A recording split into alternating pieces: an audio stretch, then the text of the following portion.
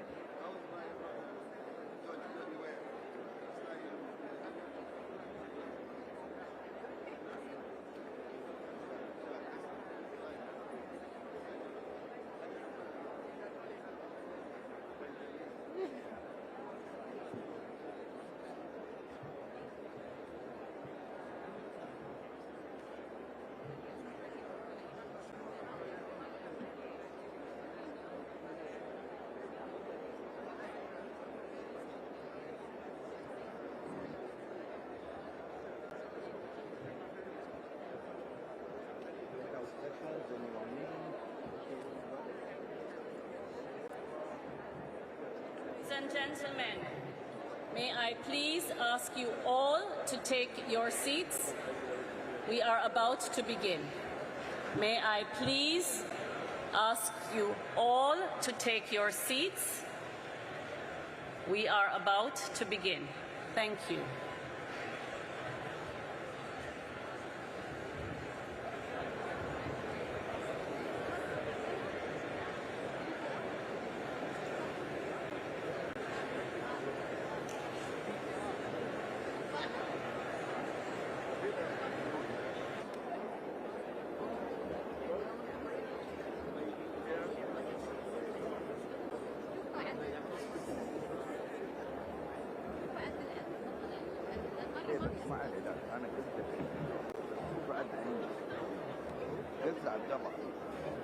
الدنيا مش كلها جد حب. في ناس يمكن افضل على الموجودين انك تشتغل. ناس وين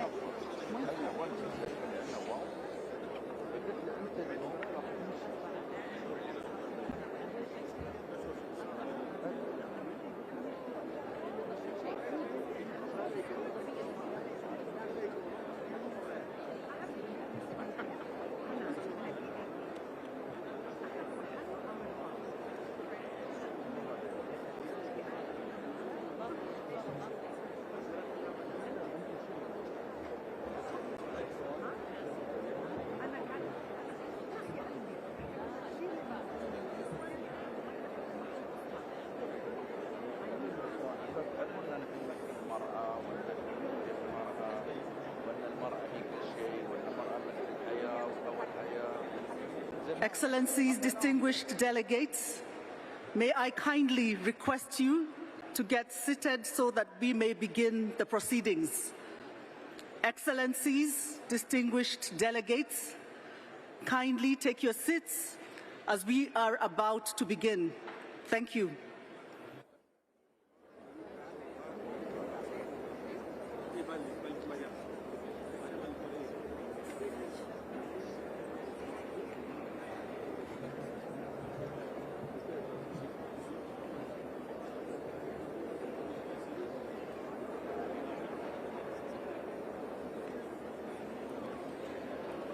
Assalamu alaikum.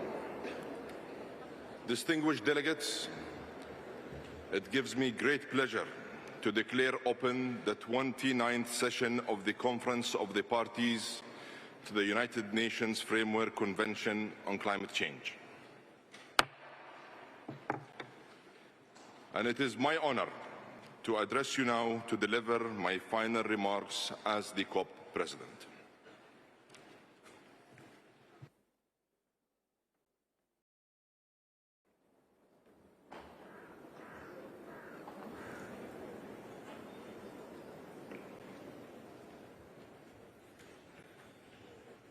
Your Excellencies, colleagues, friends, and members of every delegation,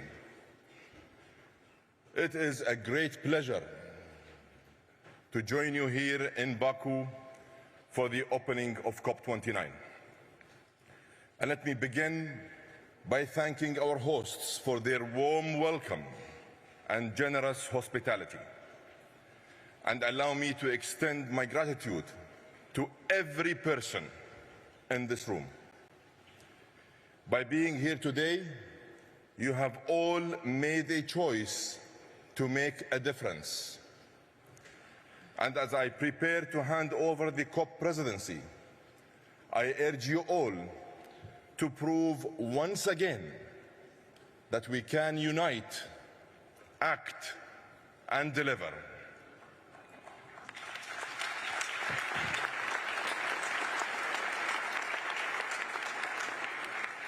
Excellencies, friends, we meet at a time of complexity and conflict.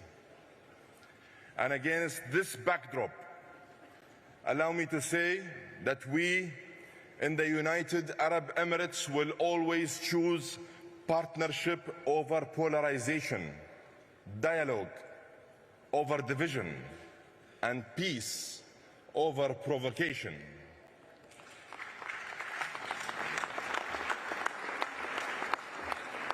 Colleagues, it has been my honor to serve as President of COP28. I have been humbled by the experience, and I stand before you today with a deep sense of purpose, pride, and gratitude. By delivering the historic, comprehensive, balanced, and groundbreaking UAE consensus, we accomplished what many thought was impossible. And for this, I have many people to thank. I want first to acknowledge His Highness Sheikh Mohammed bin Zayed Al Nahyan, President of the United Arab Emirates, whose vision, guidance, and unwavering support gave us the confidence to aim for the highest ambition. I owe a huge debt of gratitude to the entire United Arab Emirates leadership, and in particular the Higher Committee, led by His Highness Sheikh Abdullah bin Zayed Al Nahyan, Deputy Prime Minister and Minister of Foreign Affairs of the UAE. I would also like to acknowledge COP28's Advisory Committee, our ministerial pairs, all constituency groups, the NGO community, and of course, the entire COP28 team. And let me recognize the tireless efforts of our high-level champion, Razan Al-Mubarak, and our youth champion, Shamma Al-Mazrou'i.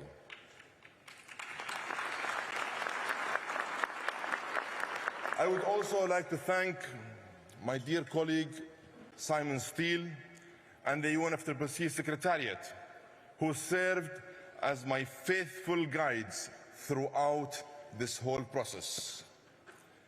And of course, to all of you, the negotiators here today, I thank you for showing the world what real, tangible progress looks like. You united all parties to move forward together. You proved that multilateralism can move the dial. In the end, determination conquered doubt, and your hard work paid off with the first after first for climate progress. And progress didn't end when the gavel came down on the UAE consensus. In the months since the COP28, the initiatives we launched have gathered real momentum and real pace. The world is set to break another record in renewable energy growth this year, adding over 500 gigawatts to global capacity. 55 companies have now joined the Oil and Gas Decarbonization Charter, committing to zero methane emissions by 2030 and net zero by or before 2050. This initiative is pragmatic, practical, and focused on real results. With participants from China, India, Russia, the US, the EU, and the Arabian Gulf, the OGDC now covers more than 44% of global production. It is the most meaningful and comprehensive private sector partnership on decarbonization to date. And we look forward to more companies joining this very important initiative. And in the spirit of proactive collaboration, earlier this month in Abu Dhabi, we convened experts in climate, energy, artificial intelligence, finance, and investment in an integrated effort to drive low carbon growth. When sectors work together, we can lift economies and lower emissions. We can make climate and socio-economic progress together at the same time. And we can turn declarations on paper into decisive action on the ground.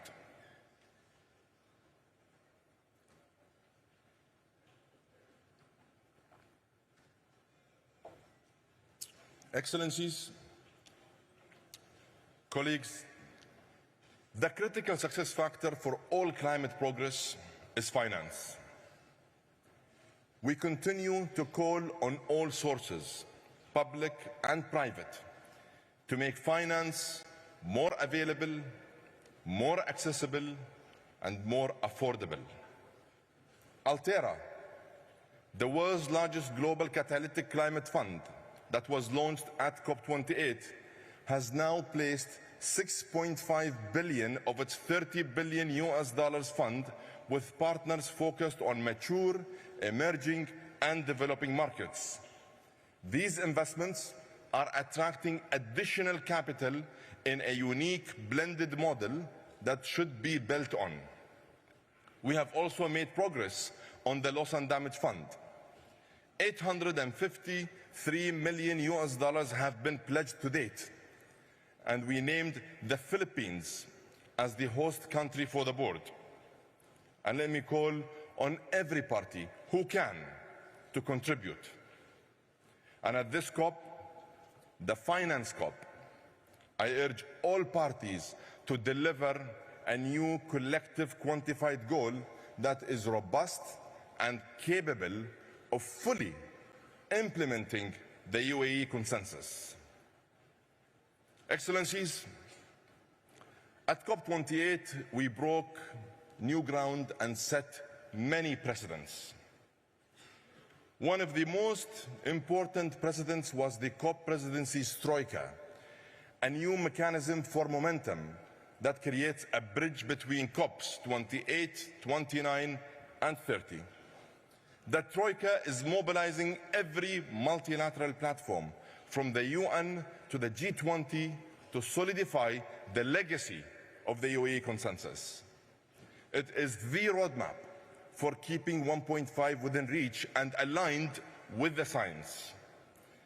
And it is up to all parties to drive and deliver it.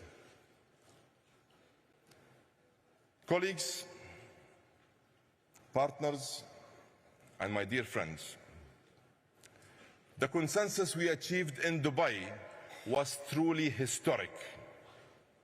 Yet history will judge us by our actions, not by our words. And my dear friend, Mukhtar, as I pass the gavel to you, I want you to know that you have my friendship, my partnership, and my full support. And if I may, let me leave you with some final words of brotherly advice. Let positivity prevail and let it power the process. Let actions speak louder than words. Let results outlast the rhetoric. And remember, we are what we do, not what we say. On behalf of myself and the COP28 team, it has been my honor to serve.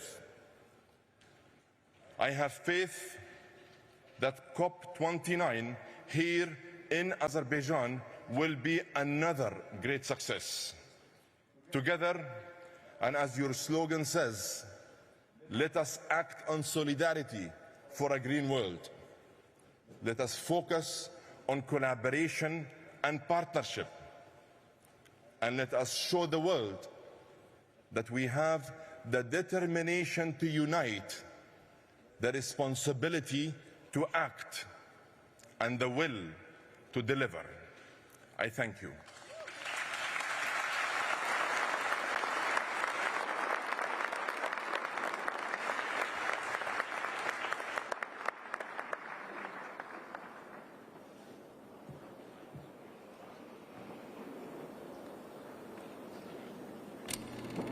For centuries, we've gathered to discuss and solve our most pressing challenges, united for the betterment of our people.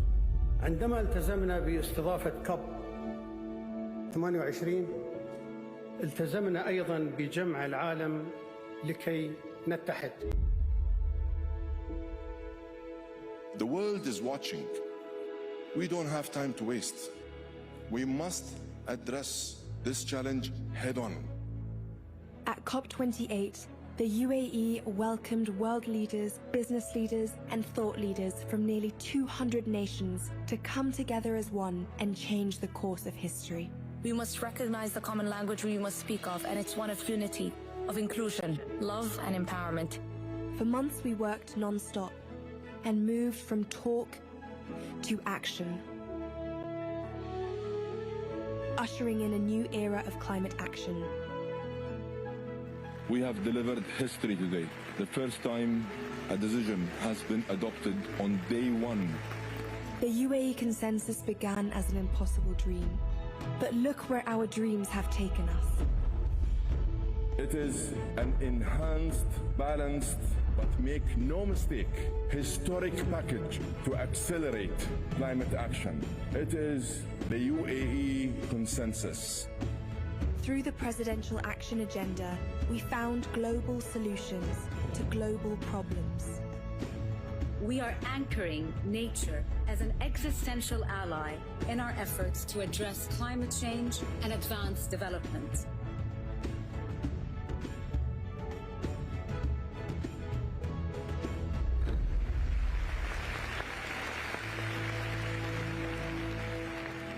As the world gathers today in Azerbaijan, we stand together with hope renewed.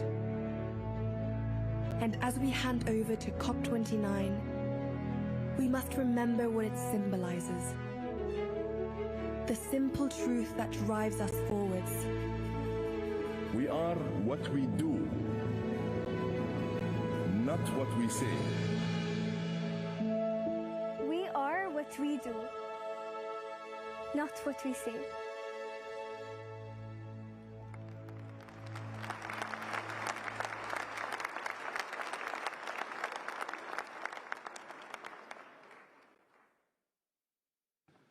Dear delegates, I'd like to invite you to turn to sub-item 2A of document CP/2024/1/add.2, election of the President of the Conference of the Parties at its 29th session.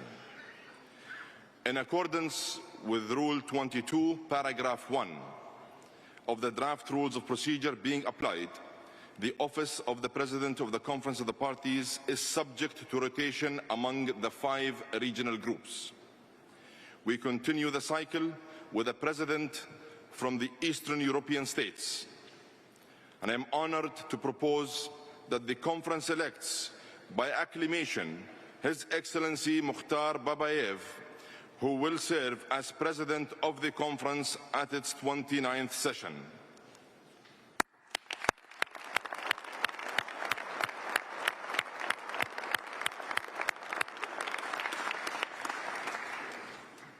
It gives me great pleasure to declare His Excellency Mukhtar Babayev elected President of the 29th session of the Conference of the Parties.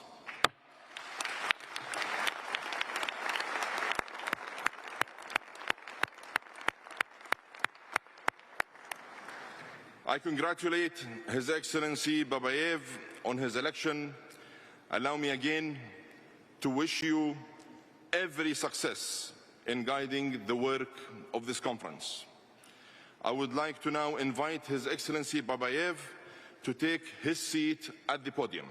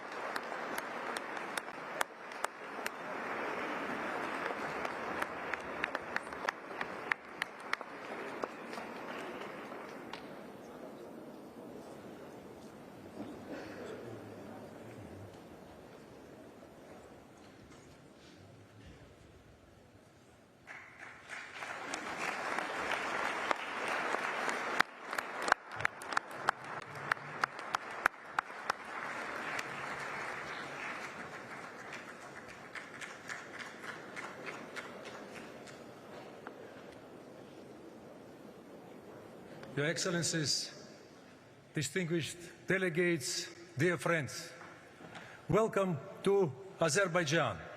Welcome to COP29.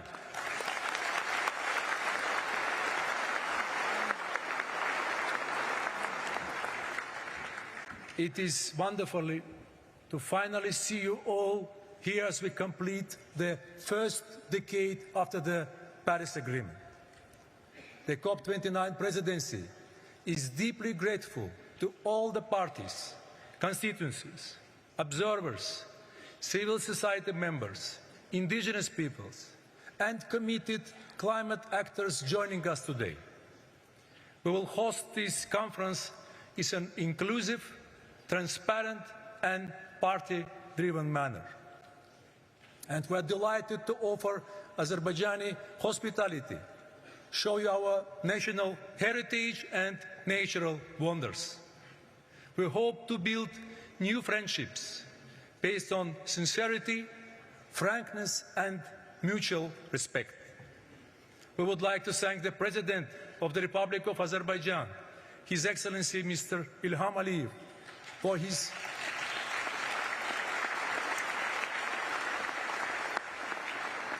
his active leadership and support for the COP29 team and the people of Azerbaijan who have worked day and night to welcome you to Baku. We also want to thank all our colleagues in the UNFCCC and Executive Secretary Mr. Simon Stiell for the support. And thank you to my dear friend, COP28 President, Dr. Sultan Al Jaber, for you and your team's collaboration. It is an honor to take the gavel from you as we build on the UAE consensus together. Ladies and gentlemen, we must be totally honest. The UN Environmental Programme shows that current policies are leading us to 3 degrees of warming. These temperatures would be catastrophic for billions.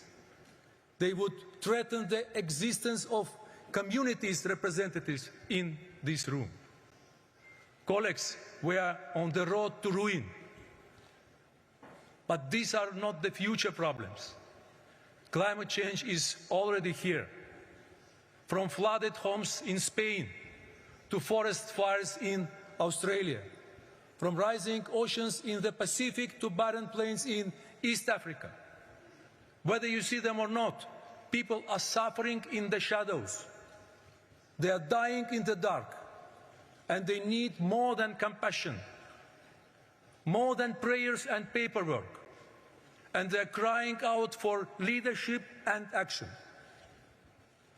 COP29 is an unmissable moment to chart a new path forward for everyone. The COP29 presidency has worked tirelessly to build the foundation for success. We have traveled the world to see the challenges you face, and we are resolved to produce an ambitious and balanced package that delivers on all mandates and takes the first global stocktake forward. We have made every effort to bring you together and build momentum. We have hosted political and technical sessions here in Azerbaijan, and we are already collaborating with you on the COP29 action agenda and presidency initiatives. But we need much more from all of you. We now want to be crystal clear about our expectations. Our plan is based on 2 pillars: to enhance ambition and enable action. This means setting out clear climate plans and delivering the finance we need. These 2 pillars are mutually reinforcing, each sending a strong signal to the other. Because as we mobilize climate finance, we allow for higher ambitions. And as we signal together higher ambition, we build trust to unlock greater financial commitments. Dear colleagues, to enable action, the COP29 presidency's top priority is to agree a fair and ambitious new collective quantified goal on climate finance. This must be effective and adequate to the scale and urgency of the problem. It must address the needs and priorities of developing countries, including SEEDs and LDCs. And it must include detailed qualitative elements. We have seen some progress on access, futures, transparency, and the 10-year time frame. We know that the needs are in trillions, but there are different views on how to achieve that. We have also heard that a realistic goal for what the public sector can directly provide and mobilize seems to be the hundreds of billions. The COP29 presidency has made every effort to bring the parties close together. But we still have much to do and just 12 days to land a deal. We now urgently need to finalize the elements, resolve our differences on contributors and quantum, and set the new goal. These negotiations are complex and difficult. We understand the political and financial constraints. But let me make 2 points. First, these numbers may sound big, but they are nothing compared to cost of inaction. This investment pay off. And second, we are all in this together. Nothing has a greater impact on the security, prosperity, and well-being of all nations than climate change. Let us remember how a goal helps us. It will send a strong signal to financial markets, provide greater certainty for long-term planning, build trust and momentum for collective action, and hold us all to account. This goal is not a burden, it is an opportunity. Ladies and gentlemen, we must invest today to save tomorrow. Dear colleagues, we are also determined to get Article 6 in high-integrity carbon markets over the line. Article 6 is long overdue and will help ensure that protecting the planet pays. By matching buyers and sellers efficiently, such markets could reduce the cost of implementing NDCs by $250 billion a year. In a world where every dollar counts, that is essential. We now need parties to show commitment and flexibility to resolve all outstanding issues. Dear colleagues, throughout COP29, there will be many moments to enable action. At the last board meeting in Baku, we took historic steps to get the Loss and Damage Fund up and running. It is now time to turn existing pledges into contributions and add significantly greater amounts to all funds. This is essential to supporting the communities most affected, including the seeds and LDCs. And enabling action is about more than just finance. We must also accelerate work to develop and transfer technology. These are life-saving tools that must be available to all. So we need to deliver on the technology implementation program here in Baku. Within the COP29 action agenda, we have opportunities for governments, the private sector, multilateral development banks, and everyone to play your part. Ladies and gentlemen, enabling action will create the means to reach our goals, a 1.5 aligned and resilient world. But we still need to define the ways to get there. First, we need to enhance ambition in the next round of NDCs. These plans are the last chance to put the world on track, and they should be informed by the first global stocktake. We are grateful to everyone who has already committed to producing 1.5 aligned NDCs. We need to get this right, and we need to get it done on time,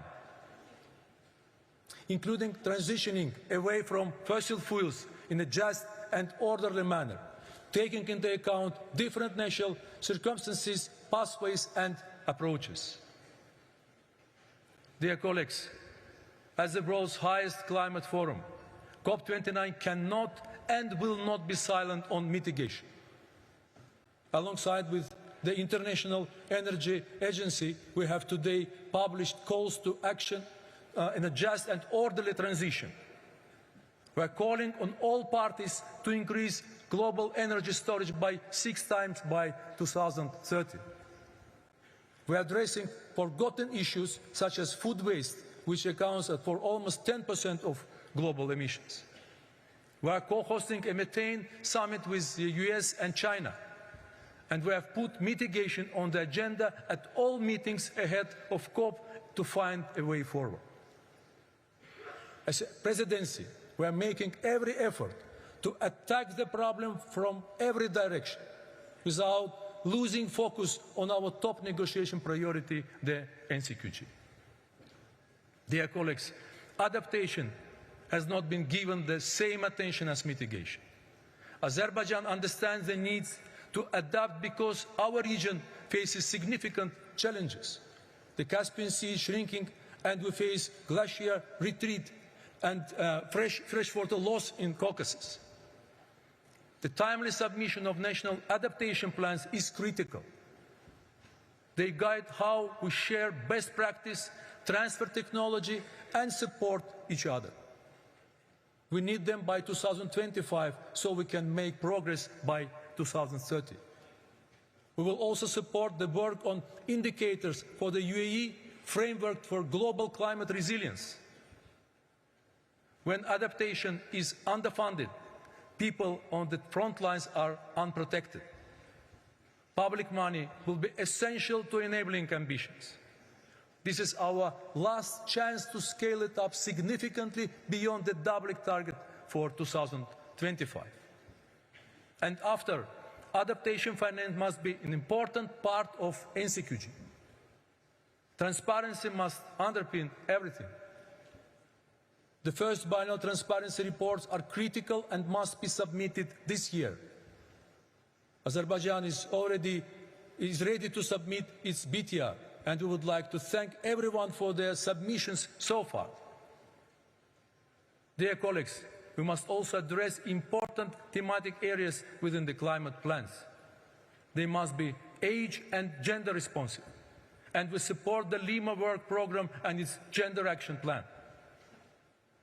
The COP29 Action Agenda has identified further priorities for all actors to enhance their ambition. Ladies and gentlemen, when we consider the latest science and everything that we must deliver, from the NCQG to the next generation of NDCs and the first BTRs, COP29 is a moment of truth for the Paris Agreement. It will test our commitment to the multilateral climate system. We must now demonstrate that we are prepared to meet the goals we have set ourselves. This is not easy. We are setting these expectations because we believe they are absolutely necessary. This is a race of our lives, and we have previously agreed to always ratchet up our action to the highest possible levels of ambition. This means that we must do today that yesterday we thought was impossible. Azerbaijan stands ready. It is our moral duty and part of our common responsibility.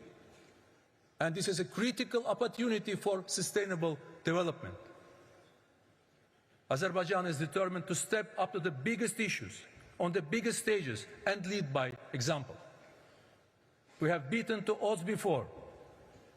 People have doubted us. Let us prove them wrong. But no single country or initiative can solve this crisis. This is everyone's conference. Success or failure will be collective. So our message to you is this: Azerbaijan can build a bridge, but you all need to walk across it. In fact, we need to start running. Dear friends, we gather as representatives of different communities, but we must never forget our common humanity, our shared world, and the mutual benefits of collaboration. And in this fight, we must remember that every action matters, because every fraction of a degree matters. Every home we lose is failure. Every life we save is a victory.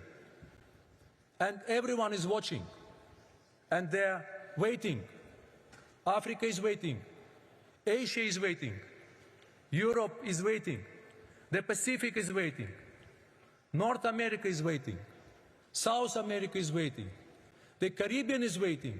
Ladies and gentlemen, they are waiting for us to show leadership, and they cannot afford the cost of delay.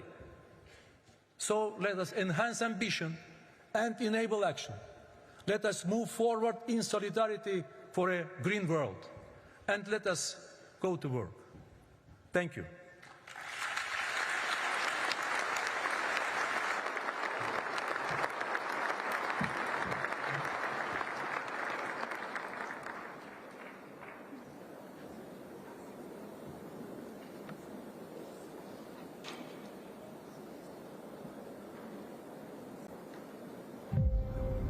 This November, over 100 world leaders will assemble in Baku to tackle the most pressing issue of our time, climate change. COP29 will be the biggest event of this year. We need to have these ambitious climate actions by countries in the world. This is our common challenge, and we need to address it now. As a host country, we have very unique opportunity to be the center of the discussions, to be the bridge between South and North, between the developing and developed countries.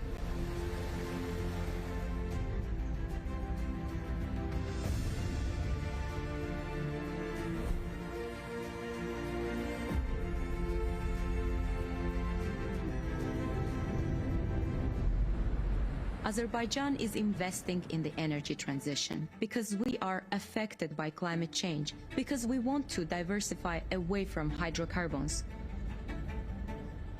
Definitely green energy transition is really backbone of tackling the climate crisis that we are facing. Our country has always been a home of innovation.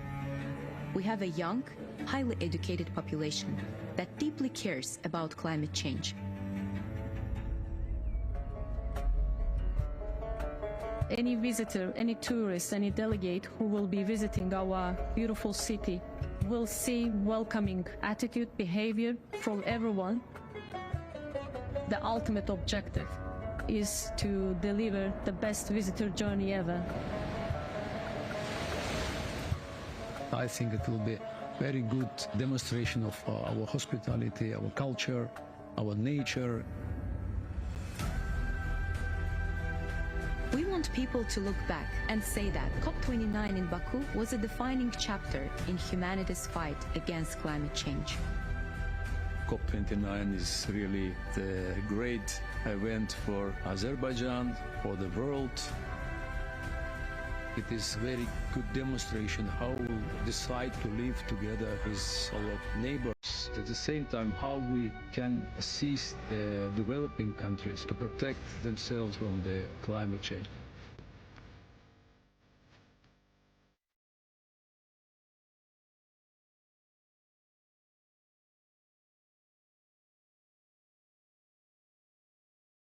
This November, Azerbaijan will bring the world together at COP29 for a better future for all humanity.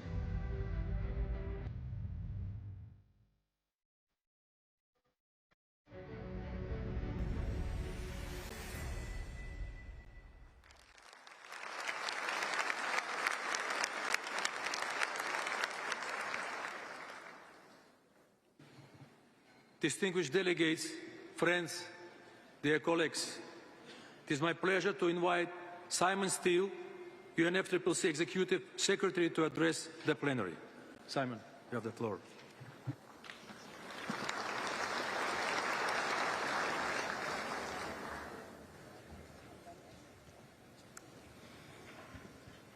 Excellencies, delegates, colleagues, friends, it is an honor to welcome you to COP29. I thank Dr. Sultan Al Jaber and the Emirati presidency for their tireless work as they pass the baton to President Babayev and Azerbaijan. In tough times, up against difficult tasks, I don't go in for hopes and dreams. What inspires me is human ingenuity and determination, our ability to get knocked down and to get up again, over and over again, until we accomplish our goals. The lady I'm standing with in this picture is my neighbor Florence, in Karaku. In July this year, this was us, standing in all that remained of her home after the devastation of Hurricane Beryl.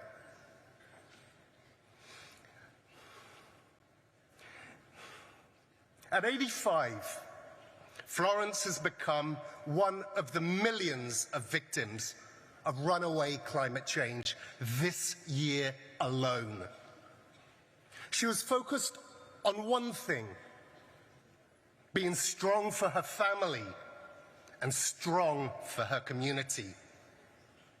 And there are people like Florence in every country on earth, knocked down and getting back up again. This UNFCCC process is the only place we have to address the rampant climate crisis and to credibly hold each other to account, to act on it. And we know this process is working, because without it, humanity would be headed towards 5 degrees of global warming. In these halls, we negotiate on specific pieces of the puzzle each year. It can feel far away from what's happening in Florence's living room. We cannot afford to continue upending lives and livelihoods in every nation. So let's make this real. Do you want your grocery and energy bills to go up even more? Do you want your country to become economically uncompetitive? Do you really want even further global instability, costing precious life? This crisis is affecting every single individual in the world, one way or another. And I am as frustrated as anyone that one single COP can't deliver the full transformation that every nation needs. But if any of your answers to those questions was no, then it is here that parties need to agree a way out of this mess. That's why we're here in Baku. We must agree a new global climate finance goal. If at least 2/3 of the world's nations cannot afford to cut emissions quickly, then every nation pays a brutal price. If nations can't build resilience into supply chains, the entire global economy will be brought to its knees. No country is immune. So let's dispense with the idea that climate finance is charity. An ambitious new climate finance goal is entirely in the self-interest of every single nation, including the largest and the wealthiest. But it's not enough to just agree on a goal. We must work harder to reform the global financial system, giving countries the fiscal space they so desperately need. And here in Baku, we must get international carbon markets up and running by finalizing Article 6. We need to move on mitigation so targets from Dubai are realized. We mustn't let 1.5 slip out of reach. And even as temperatures rise, the implementation of our agreements must claw them back. Clean energy and infrastructure investment will reach $2 trillion in 2024, almost twice that of fossil fuels. The shift to clean energy and climate resilience will not be stopped. Our job is to accelerate this and make sure its huge benefits are shared by all countries and all people. We must agree adaptation targets. You can't manage what you don't measure. And we need to know if we're on a pathway to increasing resilience. And we must continue to improve the new mechanisms for financial and technical support on loss and damage. We can't make decisions in the dark. Biennial transparency reports due this year will give us a clearer picture of the progress we're making and the gaps that we need to fill. This year, all countries will deliver their third generation of national climate plans, NDCs. To support countries in creating and communicating them, the UNFCCC will launch a climate plan campaign. It will mobilize action from all stakeholders and align with the efforts of the UN Secretary General and the incoming Brazilian COP presidency. In parallel, we'll restart climate weeks from 2025, aligning them more closely with our process and the outcomes it must deliver. As a Secretariat, we'll continue to work tirelessly with what we have got, while being clear on what funding we need so we can deliver on what's increasingly being asked of us. And we'll keep focus on the safe, inclusive, and meaningful participation of all observers at this COP. In the past few years, we've taken some historic steps forward. We cannot leave Baku without a substantial outcome. Appreciating the importance of this moment, parties must act accordingly. Show determination and ingenuity here at COP29. We need all parties to push for agreement right from the start, to stand and deliver. Now is the time to show that global cooperation is not down for the count. It is rising to the moment. So I urge you all, let us rise together. I thank you.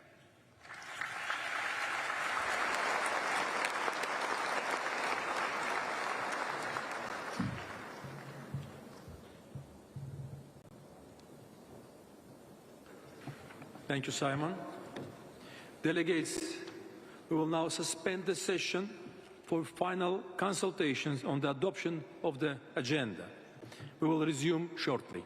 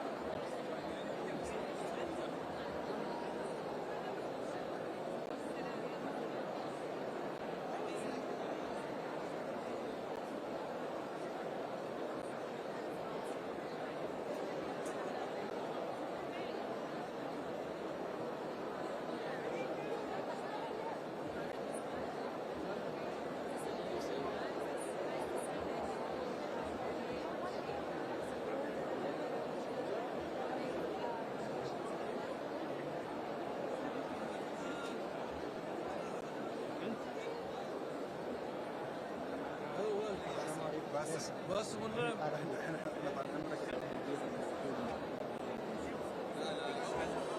عندنا الموعد هذا.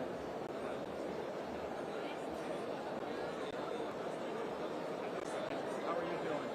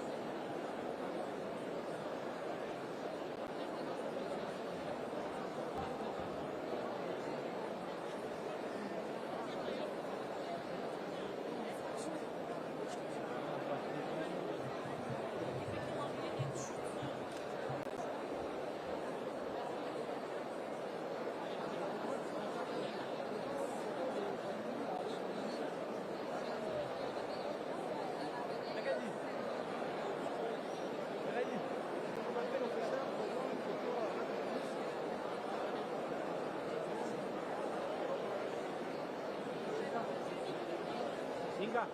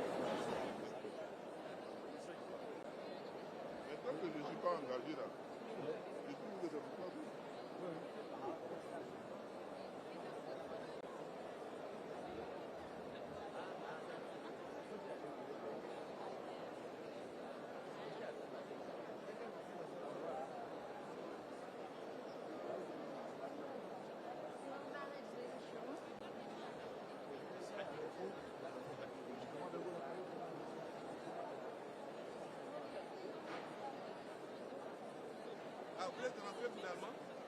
Ah.